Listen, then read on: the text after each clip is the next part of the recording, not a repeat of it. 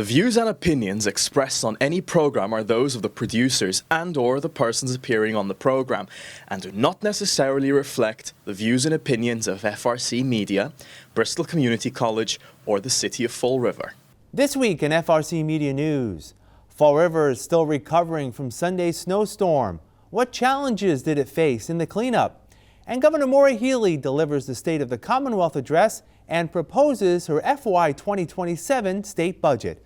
All this and more coming up.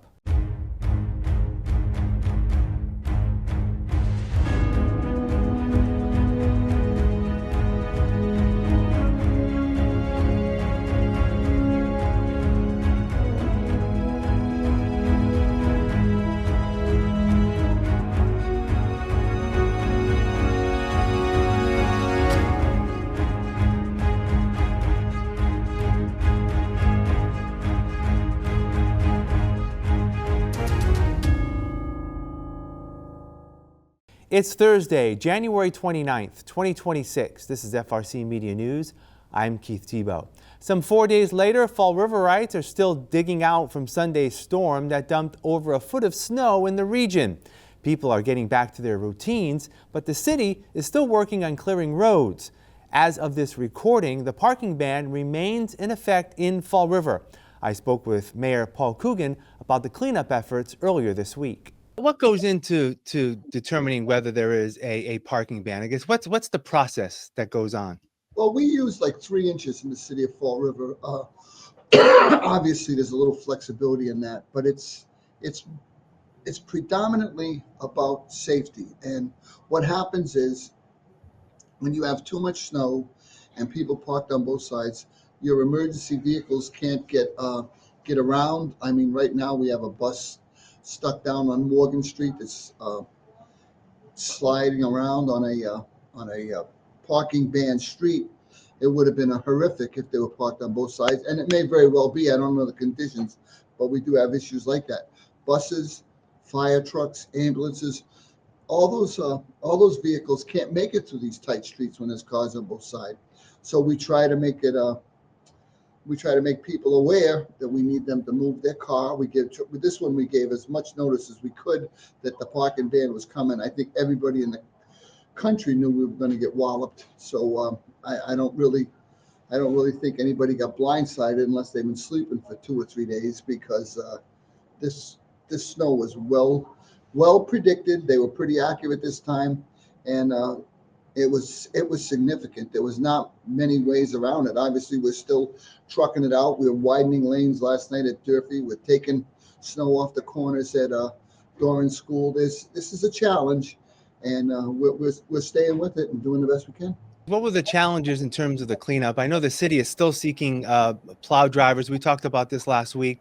What was that the big issue? What was the issue about getting things clean in a timely manner as quickly as you could, within the restrictions, obviously? You know, it's funny because we've had such light winters the last couple. People just kind of seem like a lot of them seem like they've gotten away from plowing.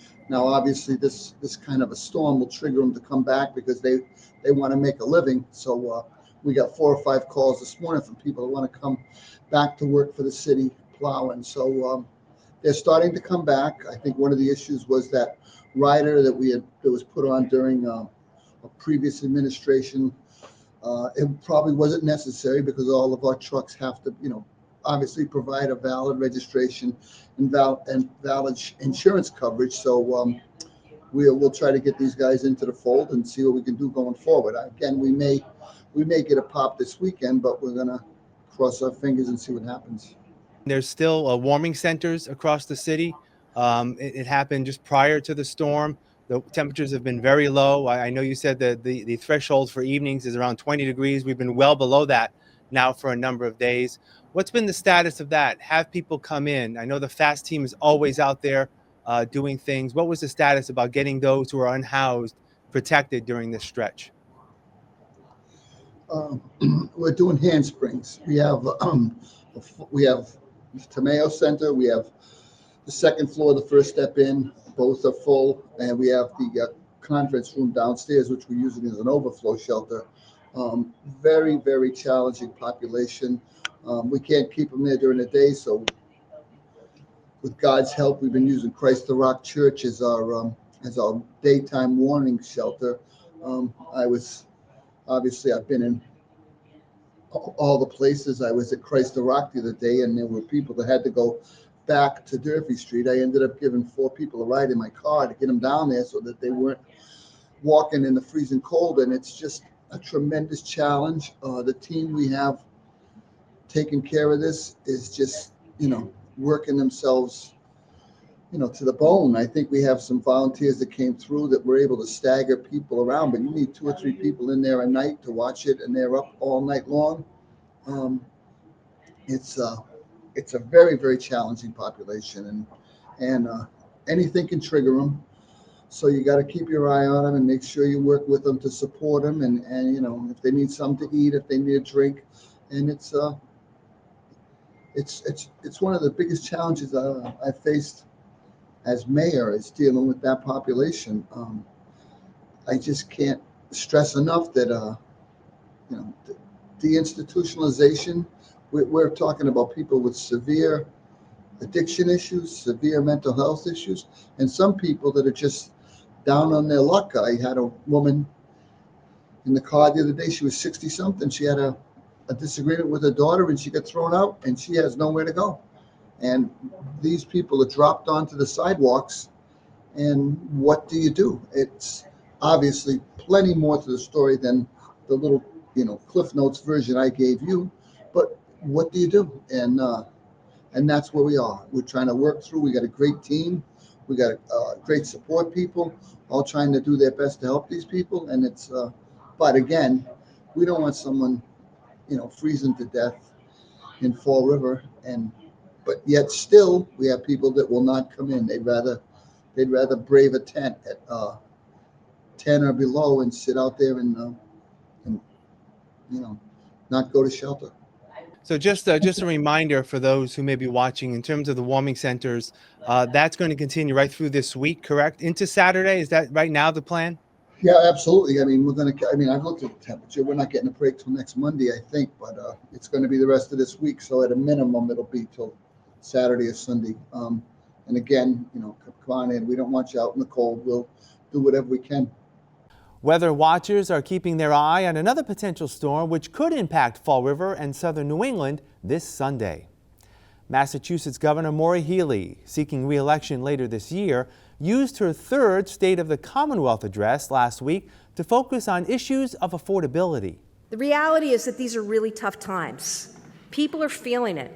Everything's more expensive. Groceries, a cup of coffee, the new coat or boots you want, the hot water heater that you need, sports fees for your kids, dinner out once in a while.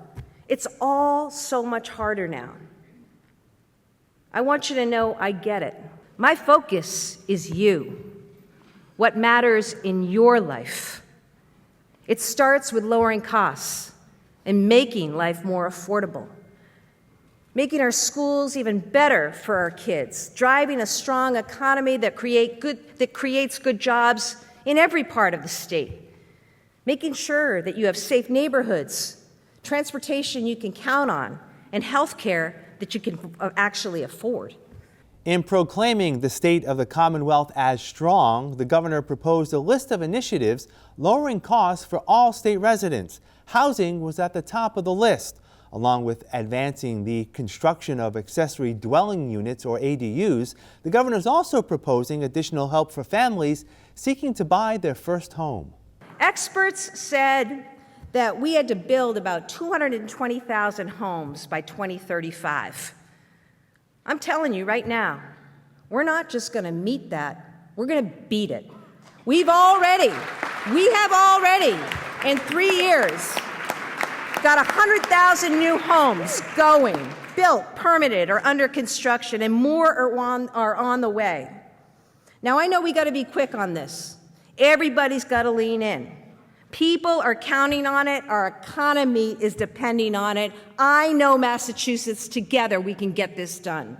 The governor says she's dedicated to lowering energy costs for residents. She plans to increase energy supply while blocking any rate increases from utilities. There are a lot of charges. There are a lot of fees on our bills, aren't there? We see them. They got added piece by piece over many years. We're the administration that's taking them off. I've directed the utilities to justify every single line that's on your bill. Anything that's not helping you, we'll strike it. People need help now. It's January. We're heading into February and March, the coldest months of the year. So tonight, I'm announcing that in February and March, we'll cut your electric bills by 25% and your gas bills by 10%. During her address, the governor recognized Fall River Fire Chief Jeffrey Bacon for his department's work in saving lives during last summer's Gabriel House fire, pledging added support for local public safety. Governor Healey yesterday unveiled her FY 2027 budget, slated to begin in July. The $62.8 billion spending plan represents an increase of spending that's less than the rate of inflation.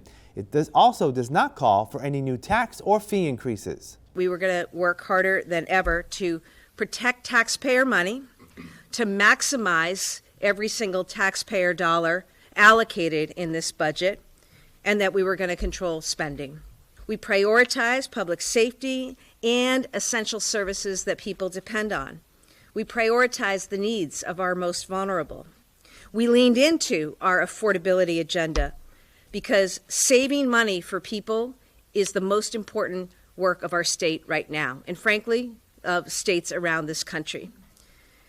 We invested in the things that drive our economy because at the same time we've got to take care of the most vulnerable and we've got to look to lower costs in housing, energy, healthcare.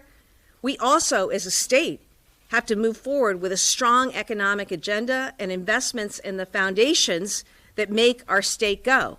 So investments, you'll see, important investments in education and transportation and infrastructure.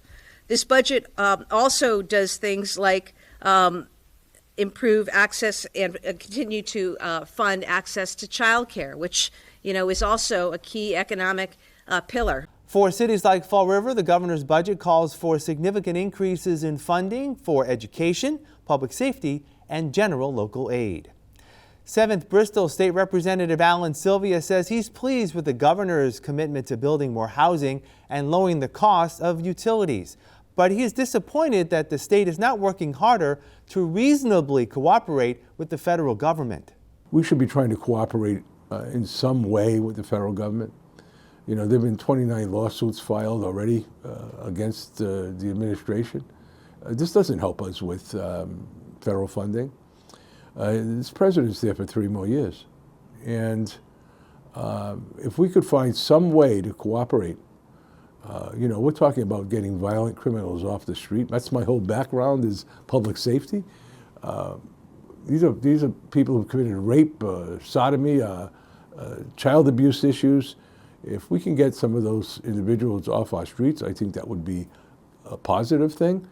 And at the same time, have respect and honor the fact that, we have to be concerned about humanity here. Children shouldn't be yanked from families and dragged from windows. So it just seems to be a better way of doing that. Representative Sylvia has filed a bill that would create a Massachusetts violent and dangerous persons mental health information system, a database similar to the one that exists for child and sexual predators.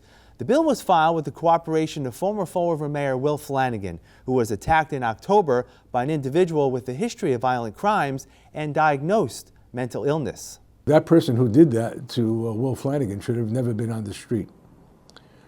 Perhaps if this information was highlighted for a court judge to see, perhaps there would have been a different sentence. But these people need obvious treatment. We're always looking for treatment rather than punishment. But this is about public safety. This is about keeping people safe on the street, because that was a former mayor, but this could be anyone. You could be anyone walking down the street or coming out of your house and for no known reason attacked and assaulted in that way. So this registry would make a difference. And the privacy issues, civil rights issues are in the bill itself. I expect there'll be amendments to it. I already have several legislators who have co-sponsored, and looking forward to having hearings. Representative Sylvia says he understands that the creation of the database may bring with it privacy concerns. This is not to demonize mental health at all. We're talking about a minority of people. 98% of those people who have mental health diagnosis commit no crimes. However, we're talking individuals who show acts of aggression unprovoked, like in Will Flanagan's case, came from behind and never seen the person before and stabbed them in the neck several times. We've seen those types of incidents occur in other parts of the country.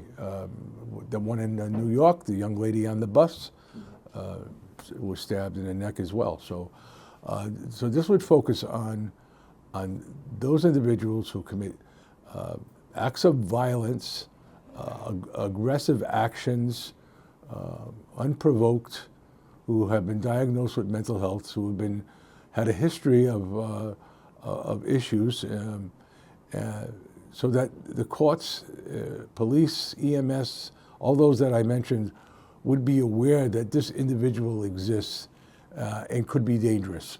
Representative Sylvia says the bill will likely not come before the legislature until the new session of the body convenes in 2027.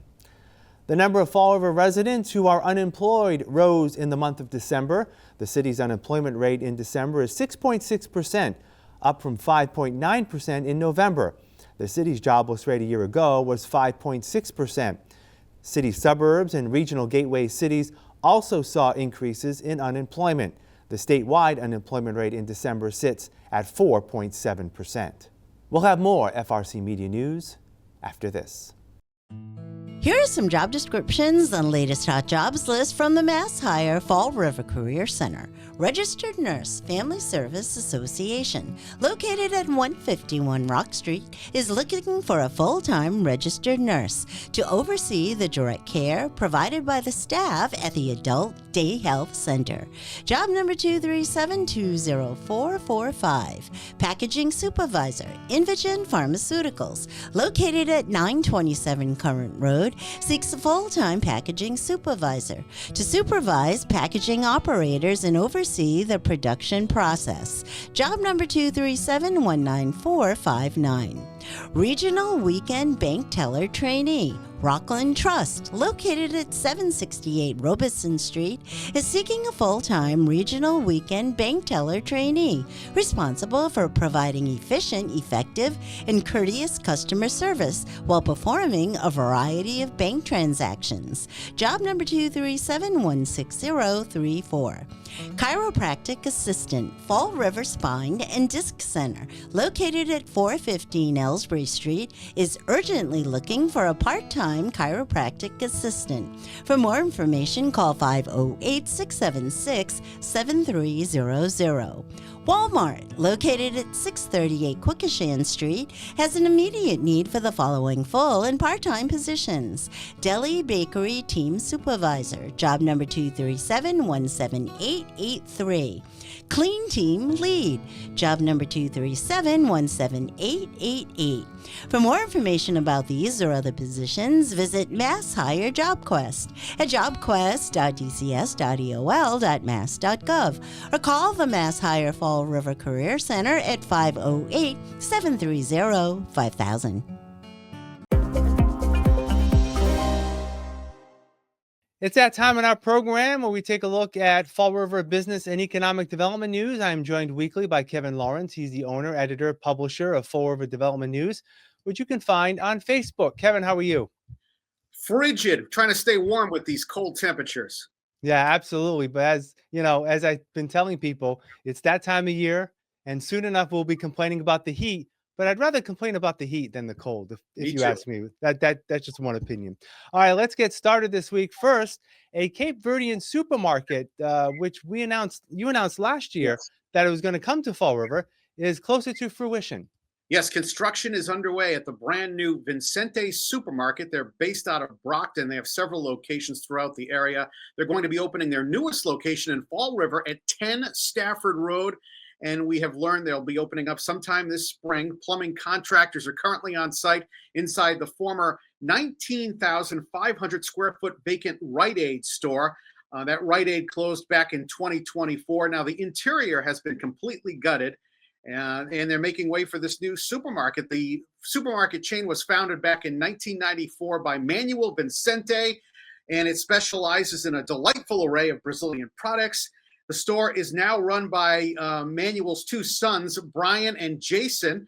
It has 4 locations in the area: Brockton, New Bedford, Pawtucket, and soon Fall River.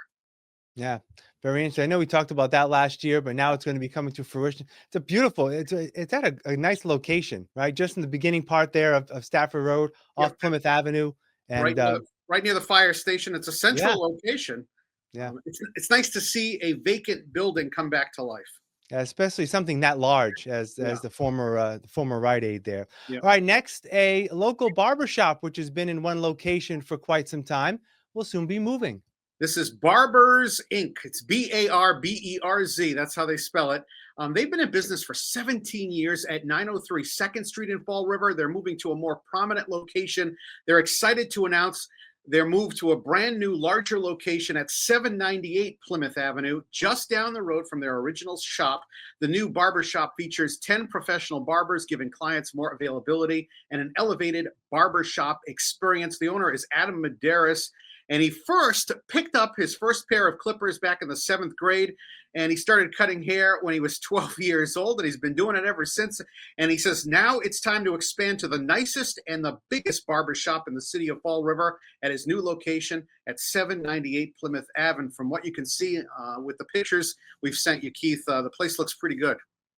Yeah, a lot of chairs. I think in your story you mentioned there could be like 10 different barbers in there. Yeah. It's quite the operation. He has 10 barbers, but there may be more chairs, and he may be hiring more people soon. But it's a beautiful, that used to be a printing company. It was Modern Printing, and now it's a barbershop. Right. Yeah. All right. And finally, we like to talk about restaurants. A waterfront staple, I guess, over the past few years is getting an upgrade, the Cove. The Cove at 392 Duval Street along the Fall River waterfront. It's been closed, Keith, since January 1st. They're doing interior renovations. This is week 3 of the renovations. You can see the pictures on your screen. It's being remodeled, a fresh new look with new walls going up to create a defined room separation, a fresh new look with upgraded dining areas and enhanced function rooms, from what they say.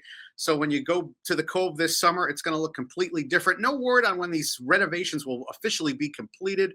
But like I said, they've been closed for pretty much a month now. We'll see if they reopen in late February. Yeah, I'm sure they're definitely going to want to be open for the summertime, which is, one of their peak times of the year. You can catch Kevin's work and Fall River Development News on Facebook.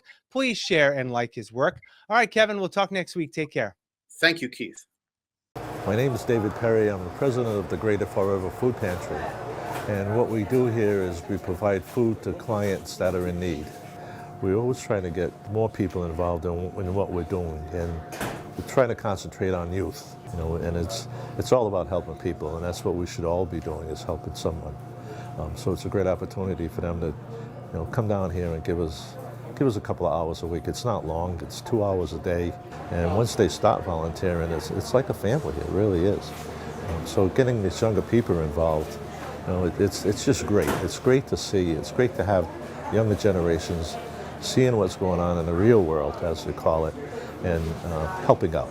I've gotten a new outlook on the community. I've been able to see all sides, helped me learn just a lot about Fall River as a whole. We like to get students in from 14 years of age and older. It's not about the Greater Fall River Community Food Pantry. It's about what the Greater Fall River Community Food Pantry does as an outreach. We want to reach out to the community. Most schools require that the students put in volunteer hours. We're a perfect example of receiving those students, and that way they get their hours accredited, and it gives them a good learning experience. Volunteering here made you feel good, you know, felt like you were helping out the community, and also it really helped me out with making my application stand out with having volunteer hours on them. Like when I'm applying for jobs, I've been on the hunt right now, and I've done a lot more interviews since I did charity work here. Makes you really stand out, and also just feels good helping out the community. I love hearing other people's lives, how other people live, other people's families. It's interesting, and I really like to do this work. Come down and see what it's like. Come down and take an opportunity to help someone else. You know, come and see what's really happening in the world out there. That's all for this edition of FRC Media News. Please visit our website, frmedia.org, for more local news and information. FRC Media News airs Thursdays at 6 p.m. and Fridays at 5:30 p.m. on Channel 95 and the Fall River HD channel, which you can find on Channel 1072. For all of us here at FRC Media News, I'm Keith Tebow. Have a great weekend. We'll see you next Thursday.